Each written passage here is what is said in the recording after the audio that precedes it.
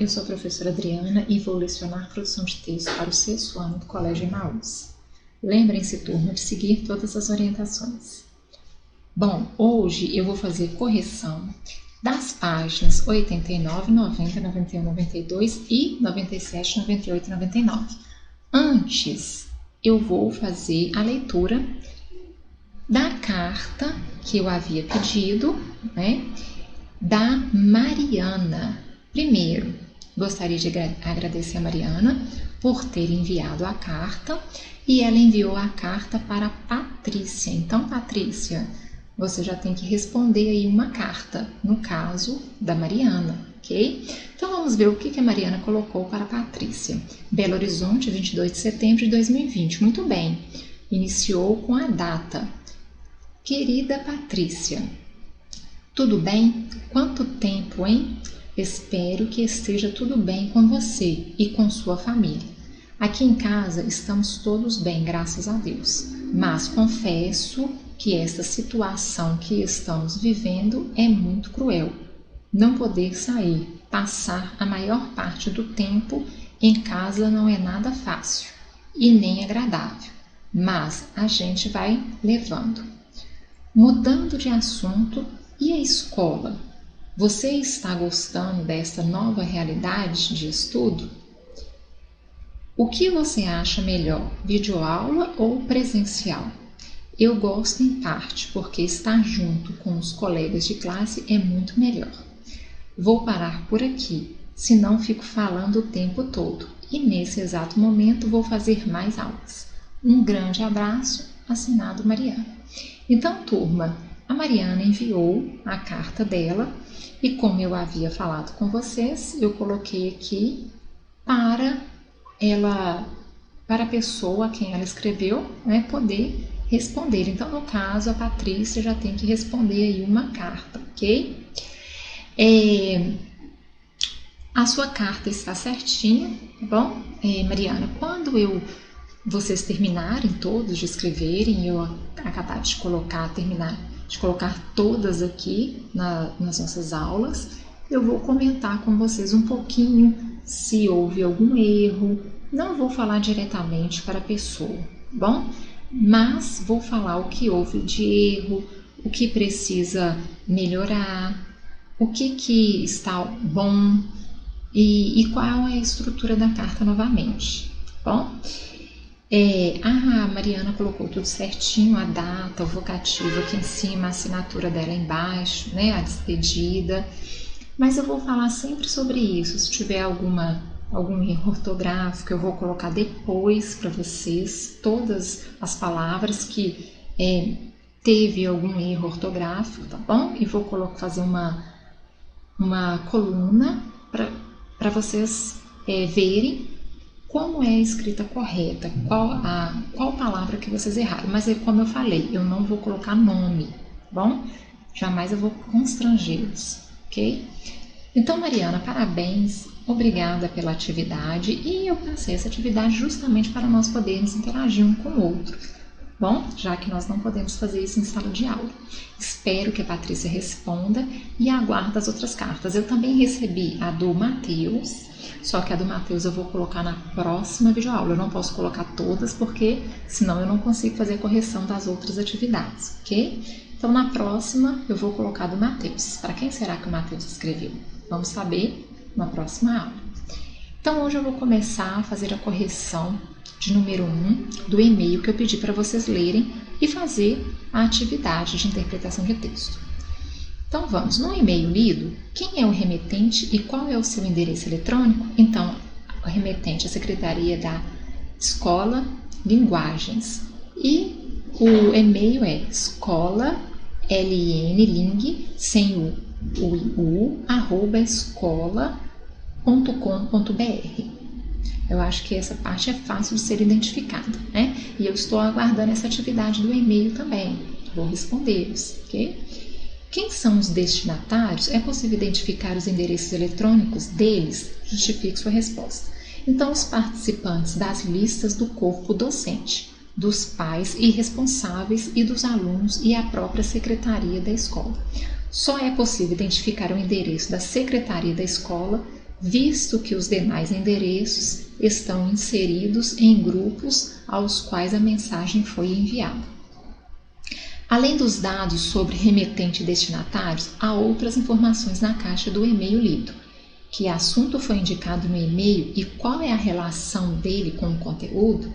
O assunto é novo serviço à comunidade escolar. Ele sintetiza o conteúdo da mensagem, que contém detalhes sobre o serviço e as ações a serem realizadas pelos interlocutores. É como eu falei com vocês, o assunto não tem como mudar, é este aqui. Mas o outro, qual é a relação dele com o conteúdo? Se você fez diferente, mas que tem a ver com o contexto, a sua questão está correta, ok?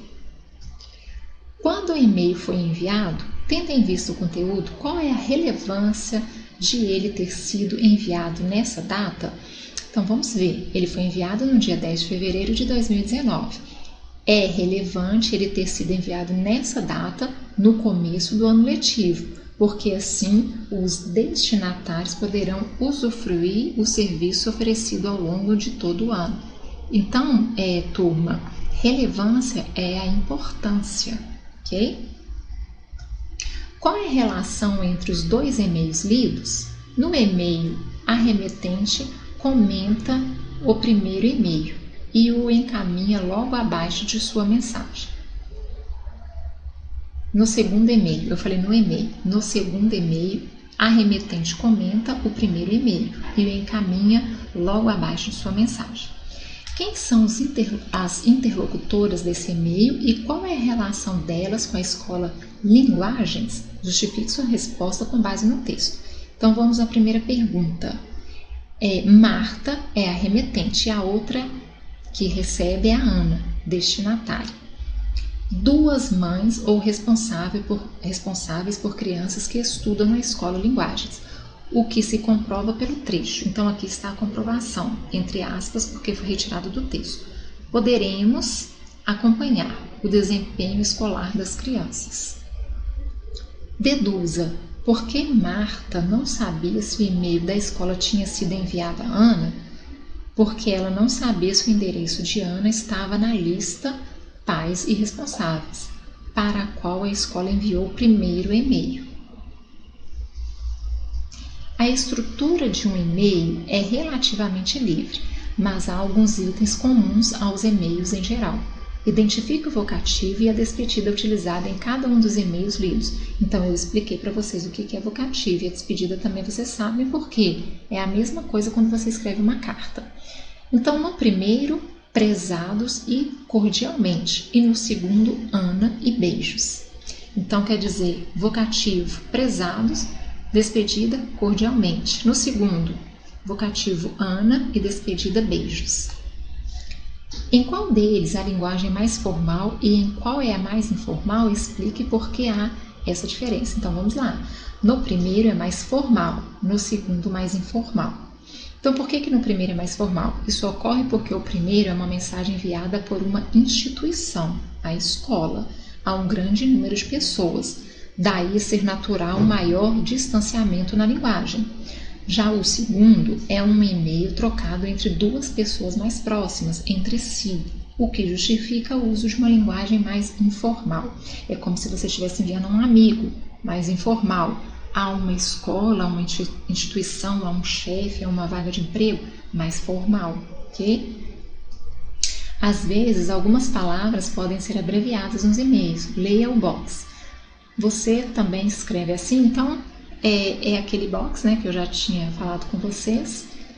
E leia novamente e responder. Qual dos e-mails lidos faz uso de abreviação? Cite ao menos 3 exemplos.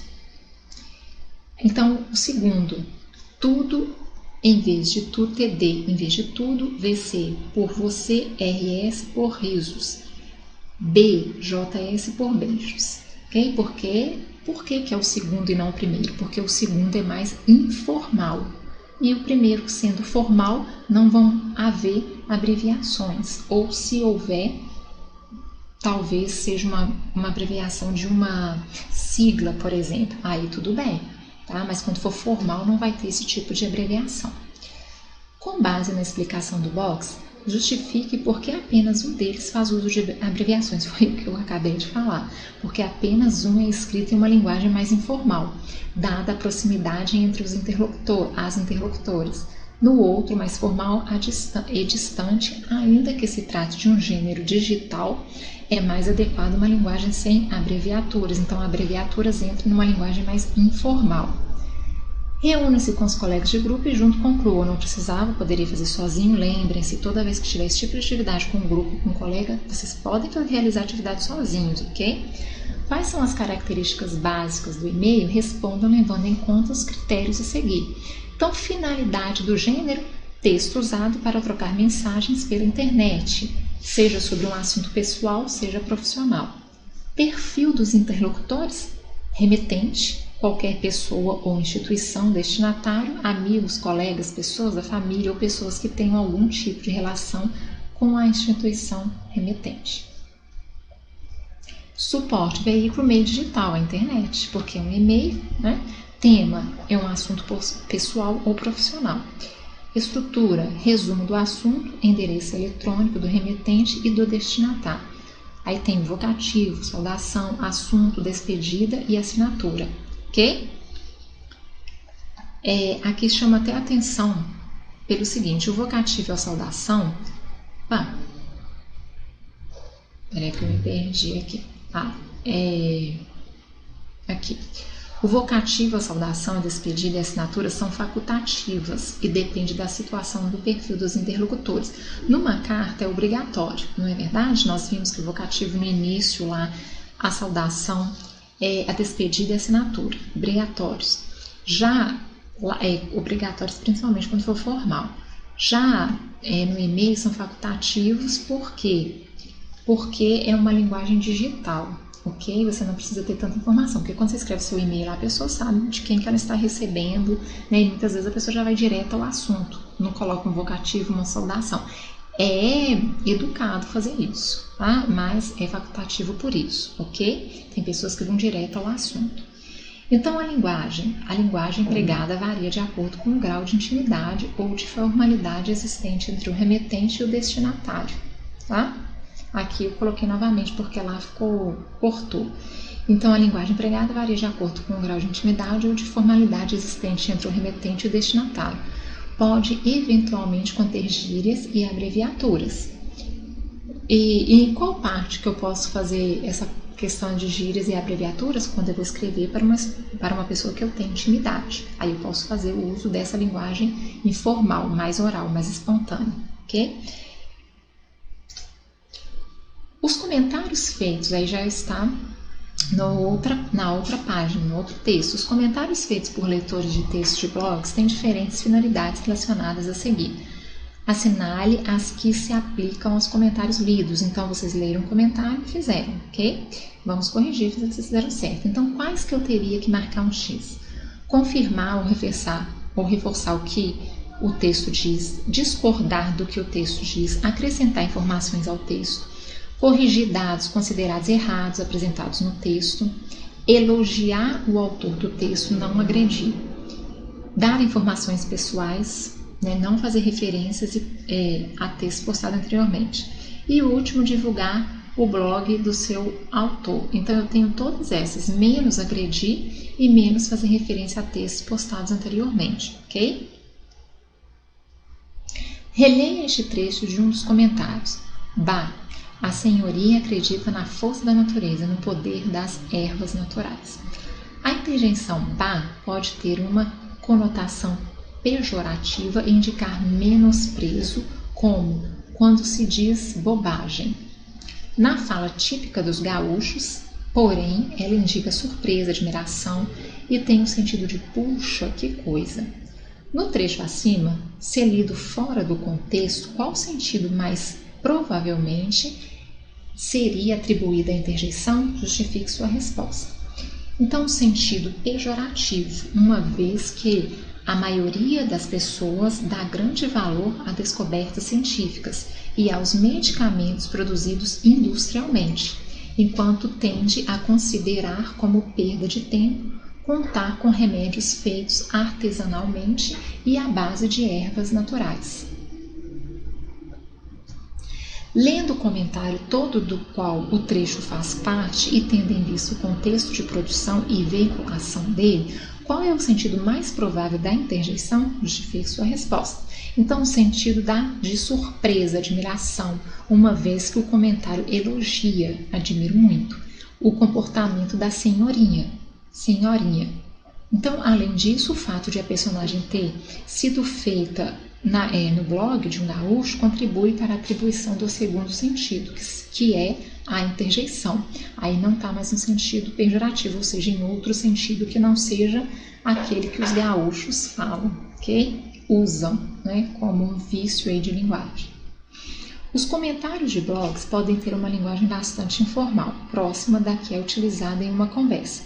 Levante hipóteses. Em uma conversa, haveria dúvida quanto ao sentido da interjeição ba? Por quê? Não, pois a entonação dada à interjeição no contexto da conversa deixaria claro o sentido. Releia este comentário. Não vou ler não, porque já está ficando bastante extensa aí a nossa correção. Então, vocês leram para fazer, né? E eu também já li. É possível considerar que o autor do comentário faz uma crítica ao texto do blog. Justifique essa afirmação. Então, ele está afirmando, tá?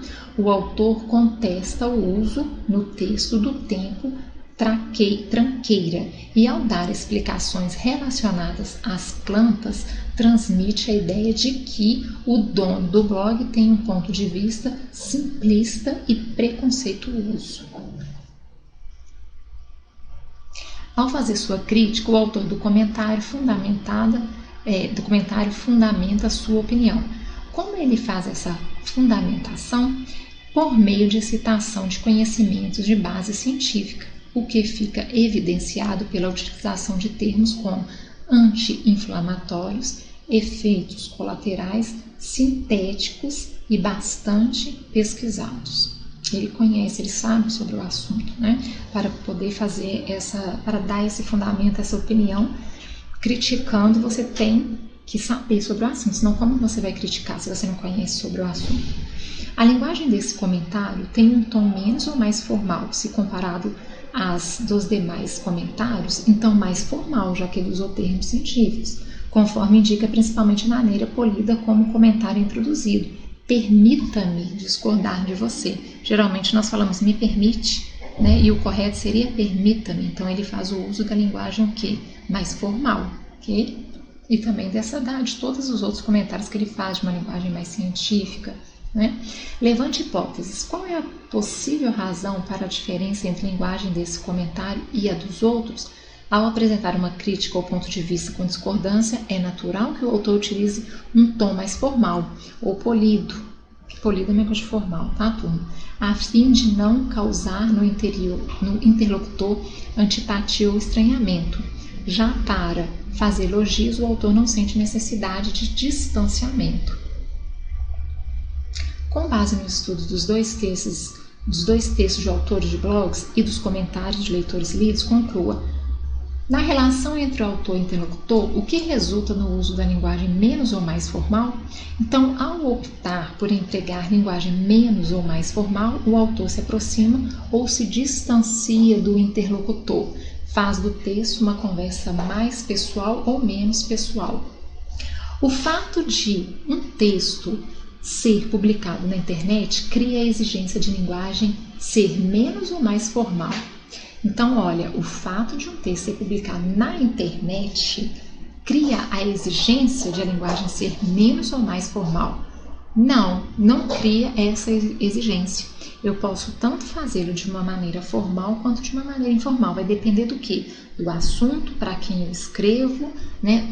O blog, por exemplo, é para transmitir uma propaganda, é para apenas comentários do dia a dia, das coisas que eu faço. Então, vai depender de qual uso que você faz, ok? Que elemento da situação de comunicação orienta a escolha de linguagem a ser empregada em textos como esse? Foi mais ou menos o que eu acabei de dizer. Quem é o autor e como ele quer ser visto pelo leitor? Qual é seu público-alvo e qual é a finalidade que ele tem em vista ao escrever seu texto? Turma, eu encerro por aqui Continuo aguardando as cartas e todas as atividades que eu estou pedindo para serem enviadas, ok? E lembrem-se, juntos no caminho certo.